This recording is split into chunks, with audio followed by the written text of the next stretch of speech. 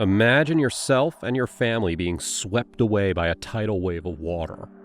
You're being thrashed mercilessly by the powerful water push, and everything around you is seemingly disappearing into a whirlpool, taking in everything and anything that you have ever owned, even your life. More than 50 years ago, a humongous flood took away the lives of as many as 125 people, leaving countless others injured, homeless, and devoid of families. And did you know that all of this disaster was attributed to an act of man rather than God?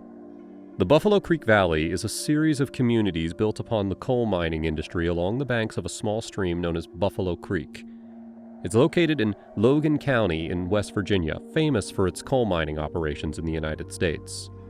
The county has also been highlighted for a number of disasters that it has faced in the long series of tragedies that coal corporations have perpetrated upon the people.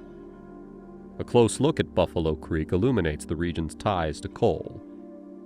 West Virginia became the coal mining child of the nation as it flourished between the mid-1800s and early 1900s. Logan County coal became easily transportable in 1904 after the completion of the Chesapeake and Ohio Railroad line from Charleston, West Virginia. By the 1970s, the Buffalo Mining Company, a Pittston Coal Company child corporation, owned the mines and the mining operations along Buffalo Creek. The Buffalo Mining Company built, or rather, put together a series of dams along the middle fork of Buffalo Creek. These dams along Buffalo Creek are called coal refuse dams, or coal slurry impoundments. They were created using coal mining waste and sludge from good coal as it was washed, giving the dam the possibility of slipping. And that is what actually and clearly happened. The dam slipped and caused a disaster that was to be mourned for decades to come. They fell, creating a tide of coal sludge that killed 125 people, most of whom were school children. Disaster strikes. On the unfortunate morning of February 26, 1972, a traced pattern of human misery and suffering hit the people and counties of West Virginia when the uncalled-for disaster struck in the early morning hours. The people, busy in their morning routines with little warning, were swept away in a ferocious tidal wave of black wastewater that the wobbly dams couldn't hold. The loose tidal wave caused destruction of unimaginable magnitude upon more than a dozen communities in Buffalo Creek Hollow in Logan County. The flood, known more famously as the Buffalo Creek disaster, is considered one of the worst disasters in United States history. More than 130 million gallons of dark floodwater and wastewater from the coal mines tore down through the hollow, leaving behind hundreds of homes and vehicles destroyed, thousands of people homeless, and around 144 people, men, women, and children, dead by the end of it. One of the survivors, Shirley Markham, remembers that the only warning she got was from a lady neighbor, and recalls, quote, "The only warning we had was just a neighbor woman had spotted it and just pulled in front of our house and hollered, 'Run! The dam is broken!' And then you could hear the roar of it, and you could see it. I saw my neighbors' houses leave. I watched them crumble. I saw trees, logs, cars, slate, slush, you name it, and it was in that." Disaster in the making. Buffalo Mining Company's Dam Number 3 was already marked as a problem area and was well known around the creek. The people were already worried about the potential failure of the dams on the Middle Fork. It was clearly apparent as one resident wrote a letter to the authorities in 1968 regarding the fears that the people faced as a community living close to the vulnerable dams. Pearl Woodrum of Saunders wrote a letter to the governor expressing his concerns over the potential disaster. He wrote, quote, "Every time it rains, it scares everyone to death. We are all afraid we will be washed away and drowned. Please, for God's sake, have the dump and water destroyed. Our lives are in danger."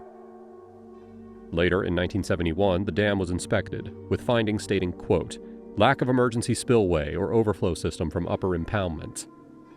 The mining company knew that their dams were not considered safe by the Division of Water Resources as late as a couple days before the tragedy occurred. Yet, they failed to alert the people. They acknowledged that Dam Number 3's overflow pipes were blocked. Hence, the whole episode is considered a deliberate attempt to conceal the facts from the oncoming disaster. When the water level started to rise on February 26th, officials failed to warn the people in Buffalo Creek Valley. As quoted by Big John Bailey, who was killed by the floodwaters on February 26th, quote, "We've worked long and hard for the big coal operators, and they're thanking us by killing us." On the fateful morning of February 26, 1972, as feared, Dam number 3 collapsed at around 8 a.m., pouring 132 million gallons of water down the Buffalo Creek Valley. The water swayed downwards in a 20 to 30 foot high tidal wave at about 7 feet per second. This flood traveled over 17 miles in 3 hours, destroying all 17 communities that came in its way. By 8:15, all the water that was held by Dam number 3 had been emptied onto the Buffalo Creek Valley. By 11 a.m., the wall of water reached the last of the 17 communities, the town of Man. There, it took approximately 2 hours to drain into the Guyandotte River. Man became the headquarters of recovery for the people of the valley. The magnitude of the disaster. A total of 144 people were killed in the flood, while 7 were never accounted for after the disaster. 1,119 people were physically injured by the floodwaters. Approximately 4,000 people were left homeless when 507 homes were destroyed, 273 homes were left with significant damage, and 44 mobile homes were completely destroyed. 10 bridges and hundreds of miles of roads and highways were destroyed in the flood. The destruction left behind in the valley after the water receded would take years to recover from, physically, mentally, and emotionally. Mannix Porterfield, a reporter who covered the events of that tragic day, later recalled the destruction left in the flood's wake as, quote, "It looked like a battlefield. It was like some foreign enemy had flown in and nuked the place. Debris was everywhere. Bridges were smashed to bits. Homes were left in splinters. Railroad tracks, yanked up and twisted. They looked like huge metallic pretzels." Porterfield also recalled the stance of survivors who were so shocked and traumatized at the happenings of the day that they were at a loss to express their emotions. He said, quote, "They just had this blank stare of resignation. One of my coworkers said that people in those coal communities were used to being battered by this and that. They're used to hard times. And this was just another little installment in the progression of a hard life, I guess." Dealing with mass destruction and flood victims. The massive task of caring for the flood victims began right after the flood subsided. Those who were killed needed to be collected, identified, and buried. Those who survived needed places to stay, clothing, food, medicines, and sanitation facilities. Many had lost everything in the flood and needed to be taken care of. The Salvation Army put its foot forward and provided over 190,000 meals, set up 5 different food and clothing distribution centers, arranged shelters out of grade schools, and assisted almost 4,000 families. Victims also face psychological trauma, such as post-traumatic stress disorder and survivor's guilt. The symptoms of these disorders frequently made themselves known in the children who survived. In many cases, children tried to hide and disappear within themselves, staring off into thin air. In contrast, in other situations, the children were so terrified and traumatized that sedatives were administered to calm them down. The traumatic experience and the psychological impact of surviving an event like the Buffalo Creek flood stayed with its victims for the rest of their lives. Nationwide help and support. Following the disaster, Logan County residents received heartwarming support from across the nation. Families and individuals sent their support to the people of the Buffalo Creek Valley in an attempt to alleviate some of the burden by sending much-needed commodities, be it food, clothing, medical aid, or even heartfelt letters and prayers. A sense of community arose from the nightmare, with people sending so much clothing to the destroyed communities that they had to ask people to stop. Governors and dignitaries wrote letters expressing concern for the people of Logan County. Organizations offered whatever they could, from generators to medical supplies for those who were suffering. Even American youngsters were doing whatever was in their limited capacity to help the flood victims by raising money through scouts or asking Governor Moore what they could do to help. The influx of aid supplies was so great that newspaper headlines announced the need for monetary donations instead of food, clothing, and other supplies, as the latter had been marked to provide more than enough, and now there was a need for a monetary influx. For this purpose, the Red Cross launched a special fund appeal channel for donation purposes. A Red Cross official stated, quote, "Monetary help is required to supplement expenditures for shelter and feeding, repair of homes, and to provide essential household furnishings, medical and funeral assistance, and other basic essentials traditionally provided to disaster victims." The government's response post-tragedy. The West Virginia state government didn't lag behind and was at the forefront of dealing with all the repercussions the flood had left behind. The state of West Virginia's offices dealt vigorously with emergencies and reacted quickly to the events that unfolded in Logan County after the mishap. The state police department deployed its teams, which moved in and set up a temporary morgue, protected the damaged property from further sabotage by looters, and categorically documented the damage as seen in the valley. The National Guard commenced search and rescue operations, assured safe evacuations of people stuck anywhere after flooding, and dedicatedly built the much-needed bridges and showers.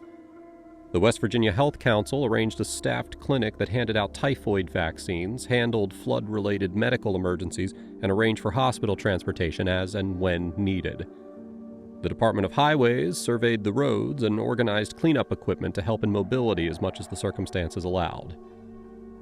Recovery operations and new challenges. As soon as the immediate needs were fairly met, housing, redevelopment, and employment were giant tasks to be dealt with on a priority basis. Without proper housing arrangements, the surviving families were forced to stay in the shelters provided on the school premises, which further delayed the restarting of education.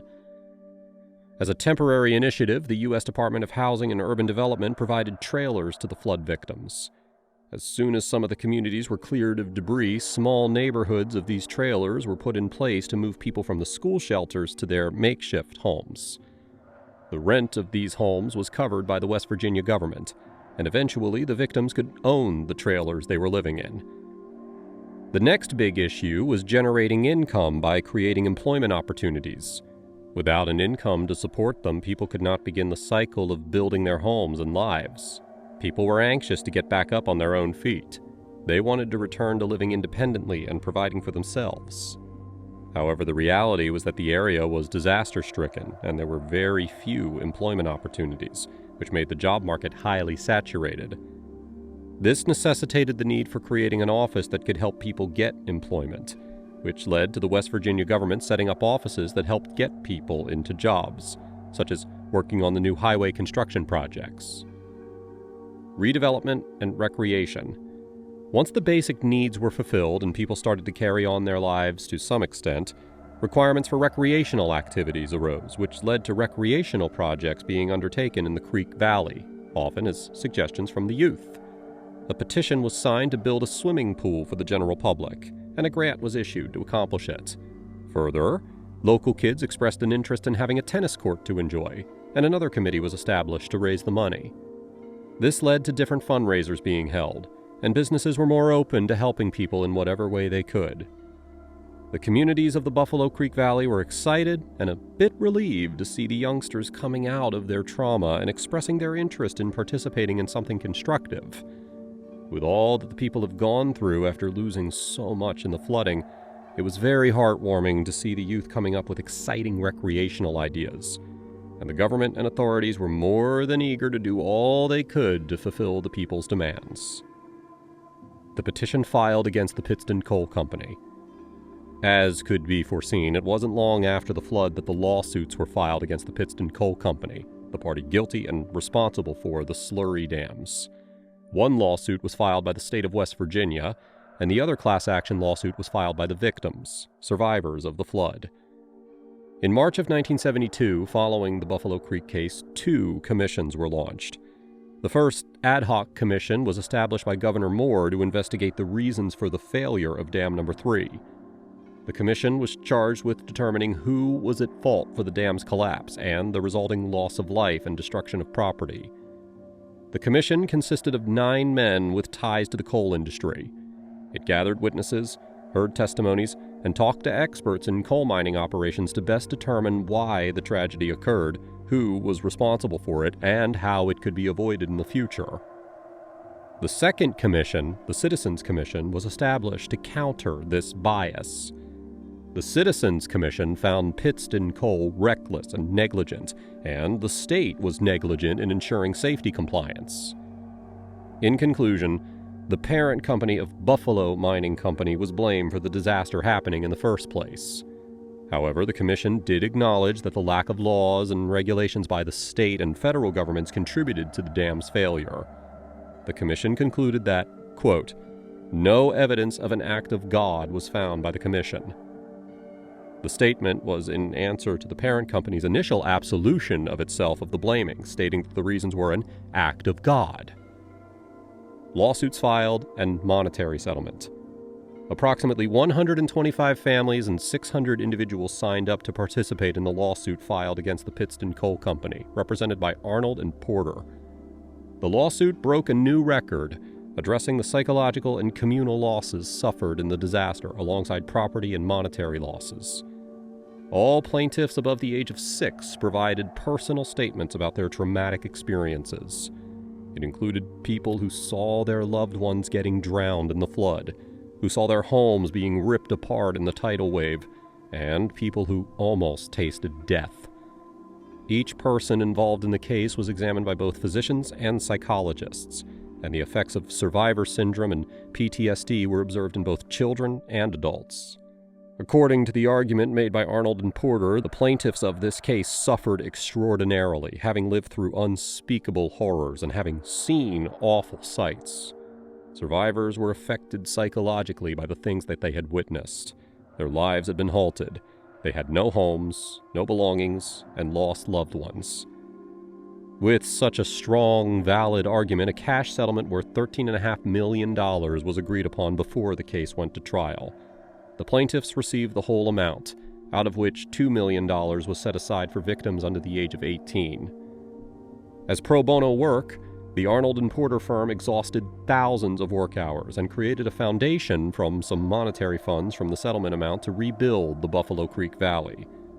The foundation eventually helped build a community center equipped with the first fire station and created a new health clinic in the valley. However, the truth is that no dollar amount could erase the horrors of what happened at the Buffalo Creek flood for the survivors. Buffalo Creek still lives on with the legacy of generational trauma for survivors and their kin. Buffalo Creek today. A memorial was enacted in 1973 in memory of the flood fatalities. It is a scenic park with a picnic shelter, a podium, wooden benches, and a visitor's register. There is also a victims' monument, a small wall ingrained with the names of all of the unfortunate ones who lost their lives in the disastrous flood of 1972. The single building, designed in a certain way, has since grown to house a large children's room and a collection of more than 25,000 written, audio, and video documents, including those related to the flood itself. The Buffalo Creek watershed covers about 20 miles of stream. It is one of southern West Virginia's most popular trout fishing spots today. Since the 1972 flood, improved water quality and good fish habitats have changed the area, encouraging fishermen to visit and showcase the improved water quality. In conclusion, the Buffalo Creek disaster is still a complex and painful event to discuss. However, it is an outrageous example of an industry-wide attitude that values profits and production more than the health and safety of coal miners, their families, and their communities. We hope you liked this video. Let us know your thoughts in the comment section below. If you wish to see more such videos, make sure to like and subscribe to our channel and also hit that bell icon so that you never miss a new update. Thank you for watching.